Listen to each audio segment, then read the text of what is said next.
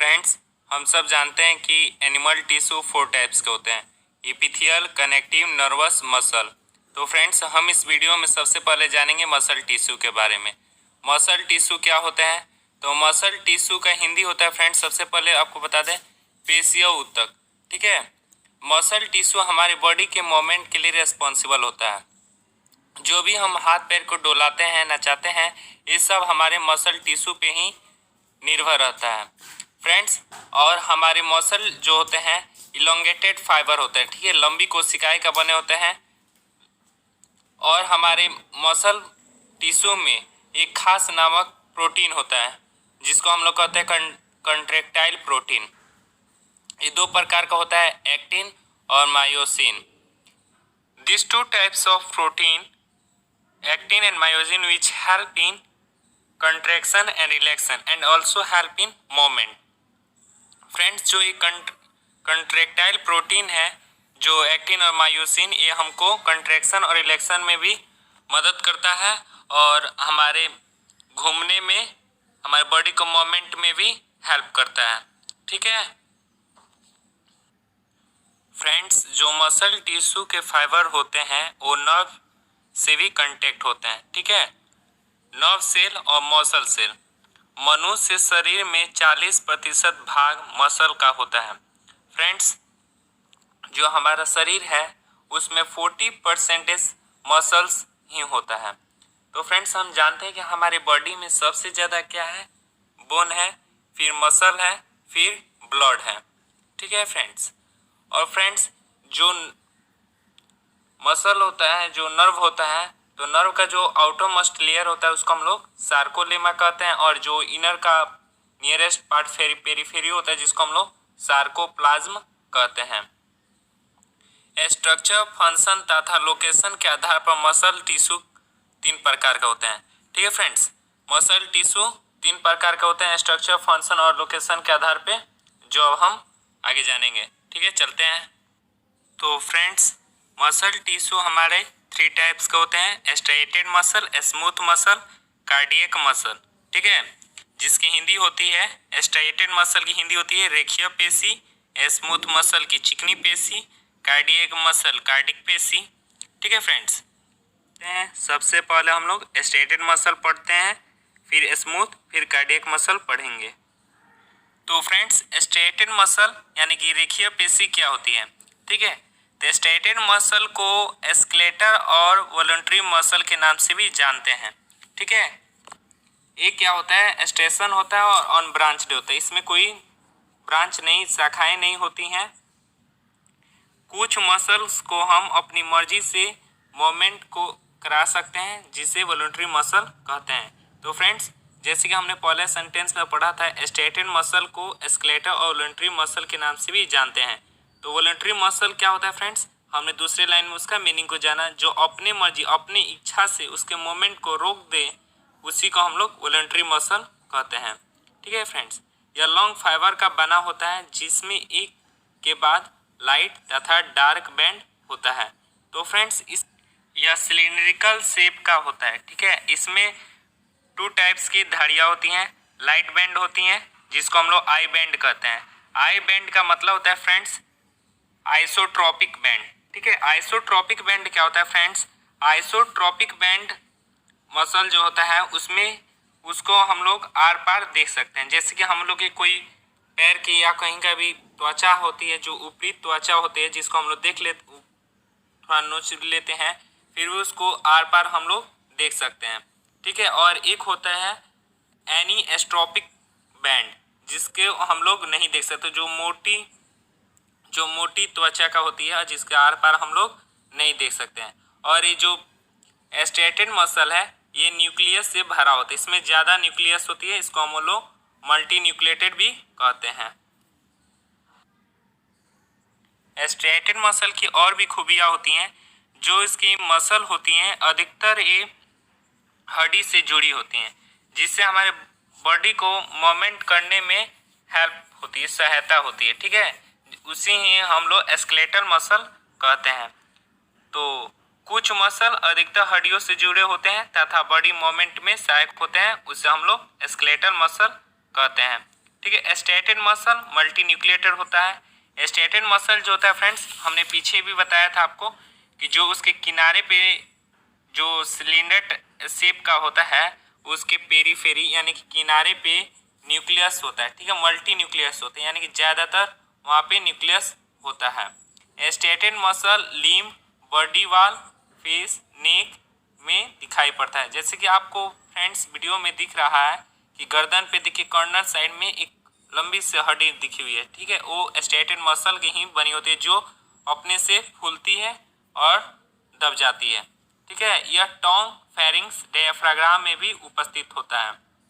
ठीक है फ्रेंड्स, और अब रहा बात उसका फंक्शन का, तो स्टैटिन मसल बहुत ही पावरफुल होता है तथा तेजी से सिकुड़ता है। जो स्टैटिन मसल है फ्रेंड्स, ये बहुत तेजी से सिकुड़ता है और यह बहुत पावरफुल भी है। ठीक है, यह मसल थक जाता है तथा आराम की ज़रूरत पड़ती है। तो फ्रेंड्स, ये सब जो मसल होती हैं स्टैटिन मसल, ये बहुत जल्दी ही थक जाती है। जैसे कि आपके पैर की हड्डियाँ जो हैं, तो आप ज़्यादातर चल देते हैं तो आपसे आगे कदम रखने की भी हिम्मत नहीं होती।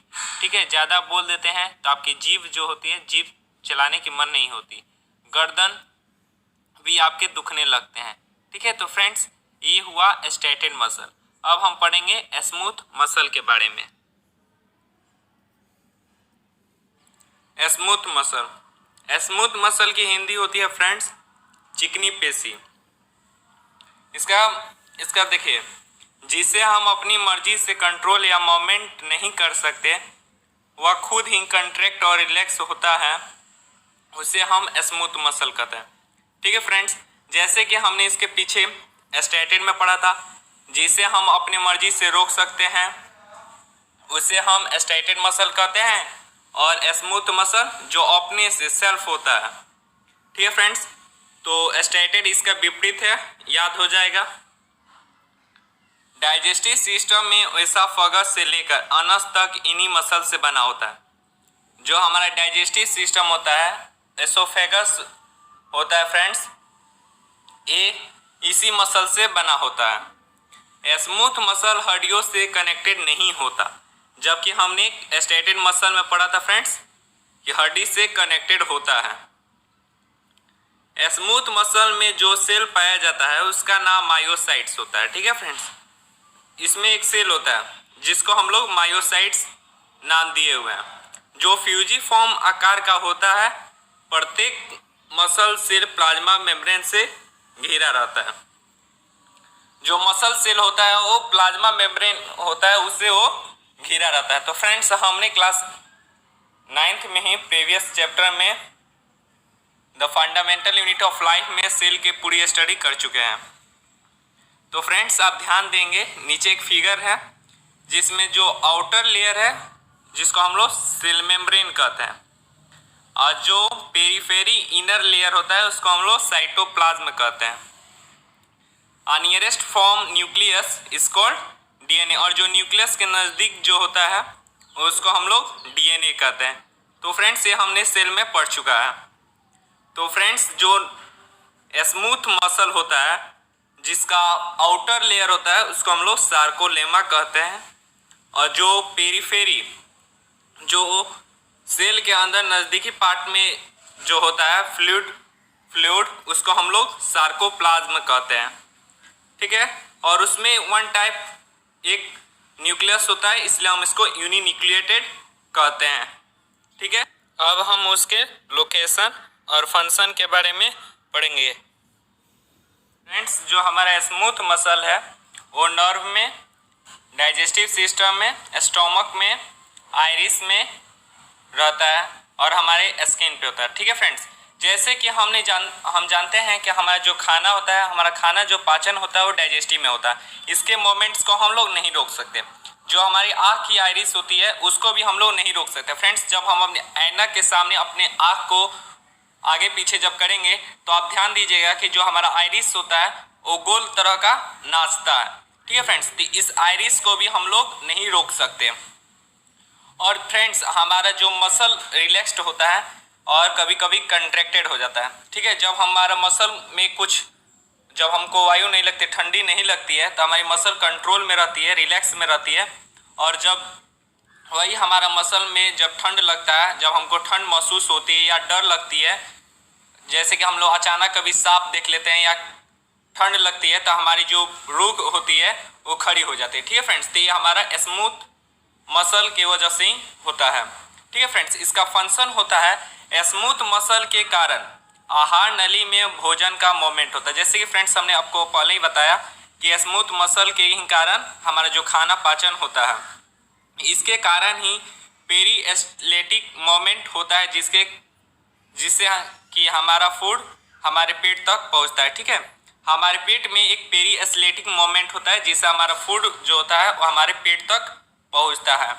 कुछ ऑर्गन ऐसे होते हैं जिनमें स्मूथ मसल के कारण एक्सट्रोसिव मोमेंट होता है, जैसे कि फैलाव होता है, और यूरिनरी ब्लैडर और गॉल ब्लैडर और यूटेरस। ठीक है फ्रेंड्स, जैसे कि हमारा कुछ मोमेंट होते हैं, कुछ हमारे बॉडी के मसल होते हैं जो एक्सट्रोसिव होते हैं यानी कि फैलते हैं, जैसे कि यूरिनरी ब्लैडर होता है, गॉल ब्लैडर होता है और यूटेरस होता है। ठीक है, अब हम पढ़ेंगे कार्डियक मसल। कार्डिक मसल यानी कि कार्डिक पेशी, ये क्या होता है फ्रेंड्स? तो कार्डिक मसल दोनों स्मूथ तथा स्ट्रेटेड मसल का गुण दिखाता है। ठीक है फ्रेंड्स, हमने पढ़ा क्या था कि स्ट्रेटेड मसल का विपरीत होता है स्मूथ मसल, क्योंकि स्ट्रेटेड मसल जो होता है उसको हम लोग अपने मर्जी से उसके मोमेंट को कर सकते हैं और स्मूथ का मोमेंट को अपने मर्जी के अनुसार नहीं कर सकते हैं, यानी कि वो इनवॉलंटरी था। ठीक है, तो कार्डिक मसल में क्या होता है, दोनों का गुण दिखता है और इस मसल में ढेर सारी शाखाएं होती हैं जो जुड़कर नेटवर्क बनाती है। ठीक है फ्रेंड्स, और हमने स्ट्रेटेड मसल में पढ़ा था कि एक सिलिंड्रिकल शेप का होता है। ठीक है, तो सिलिंड्रिकल शेप इसमें भी होता है फ्रेंड्स, जो बीच में होता है उसको हम लोग न्यूक्लियस कहते हैं, और जो सिलिंड्रिकल शेप की आउटर लेयर होती है उसको सार्कोलेमा कहते हैं, और जो सिलिंड्रिकल शेप की नियरेस्ट पेरिफेरी जो होता है उसको हम लोग सार्कोप्लाज्म कहते हैं। ठीक है फ्रेंड्स, और हमने उसको स्ट्रेटेड मसल में एक खास नामक प्रोटीन का नाम पढ़ा था, कंट्रेक्टाइल प्रोटीन। ठीक है, तो जो दो नाम का था, एक्टिन और मायोसिन। ठीक है फ्रेंड्स, तो इसमें भी एक्टिन और मायोसिन होते हैं जिससे कि धारियाँ बनी होती हैं। तो फ्रेंड्स जो डार्क होते हैं उसको हम लोग एनीस्ट्रोपिक बैंड कहते हैं, यानी कि ए बैंड कहते हैं, यानी कि जिसको हम लोग आर पार नहीं देख सकते, और जो आई बैंड होती हैं यानी आइसोट्रोपिक बैंड, जिसके हम लोग आर पार देख सकते हैं। ठीक है फ्रेंड्स, और इसका फंक्शन क्या होता है, कार्डिक मसल बिना थके तथा बिना रुके पूरे लाइफ टाइम तक सिकुड़ता तथा फैलता रहता है। जैसे कि फ्रेंड्स हमारे कार्डिक मसल की एक उदाहरण हम आपको दे दें, जैसे कि हार्ट है। ठीक है, तो हार्ट जो है हमेशा पंपिंग होते रहता है। ठीक है, ये बिना हम लोग इसको ना रोक सकते हैं या ना कभी रुकेगा। ठीक है फ्रेंड्स, ये हमारे पूरे लाइफ तक पंपिंग होते रहता है। मसल के फैलने तथा सिकुड़ने की वजह से ब्लड को पंप करने में सहायता मिलती है तथा ब्लड बॉडी के अलग अलग पार्ट में डिस्ट्रीब्यूट होता है। फ्रेंड्स, हम सब जानते हैं कि हार्ट की वजह से ही हमारे पूरे बॉडी में ट्रांसपोर्टेशन होता है और पूरी चीज़ हमारे बॉडी में डिस्ट्रीब्यूट होता है। तो फ्रेंड्स, इसका फंक्शन क्या होता है कि जब हमारा हार्ट पंपिंग करता है तो ब्लड फ्लो करता है। अब ब्लड फ्लो करता है तो उसमें मिनरल्स को, प्रोटीन को पूरे होल बॉडी में कैरी करता है। ठीक है, उसके साथ साथ ऑक्सीजन, कार्बन डाइऑक्साइड भी रहता है जो हमारे पूरे बॉडी में कैरी होता है। ठीक है फ्रेंड्स, तो ये हमारे कार्डियक मसल का फंक्शन रहा। अब हम जानेंगे कुछ मसल टिश्यू के फैक्ट के बारे में। दोस्तों, हम सब जानते हैं कि हमारे बॉडी में सबसे ज़्यादा बोन होता है, फिर मसल होता है, फिर ब्लड होता है। तो फ्रेंड्स, ये सब कोई जानता है कि मानव शरीर में 2 से 6 हड्डियाँ होती हैं। तो फ्रेंड्स, हमारे दूसरे नंबर पे आता है मसल। ठीक है, हम लोग इस वीडियो में मसल के बारे में पढ़े हैं, तो मसल के बारे में हम आपको बता देते हैं। तो फ्रेंड्स, हमारे पूरे बॉडी में 6 से 39 मसल पाई जाती हैं। ठीक है, इनमें से 400 मसल जो स्ट्रेटेड मसल होती हैं, यानी कि जिस मसल को हम लोग मोमेंट अपनी मर्जी से करा सकते हैं। शरीर में सर्वाधिक मसल पीठ में पाई जाती है। ठीक है फ्रेंड्स, हमारे शरीर में सबसे ज़्यादा मसल हमारे पीठ में पाई जाती है। पीठ में 180 मसल पाई जाती है। ठीक है फ्रेंड्स, मानव शरीर की सबसे बड़ी मसल ग्लूटियस मैक्सिमस है जो कूल्हा की मांसपेशियों में पाया जाता है। मानव शरीर की सबसे छोटी मसल स्टेपेडियस है। तो फ्रेंड्स, हम आशा करते हैं कि आपको ये वीडियो अच्छा लगा। फ्रेंड्स, हम अभी इस वीडियो में जो बताया है उससे हम एक संबंधित सवाल को देंगे जिसका जवाब आपको कमेंट में देना होगा। आशा करते हैं कि आप इसका सही जवाब दीजिएगा। फ्रेंड्स, सवाल है कि पैडलिंग ऑफ बाइसाइकिल क्या है, वॉलंटरी या इनवॉलंटरी।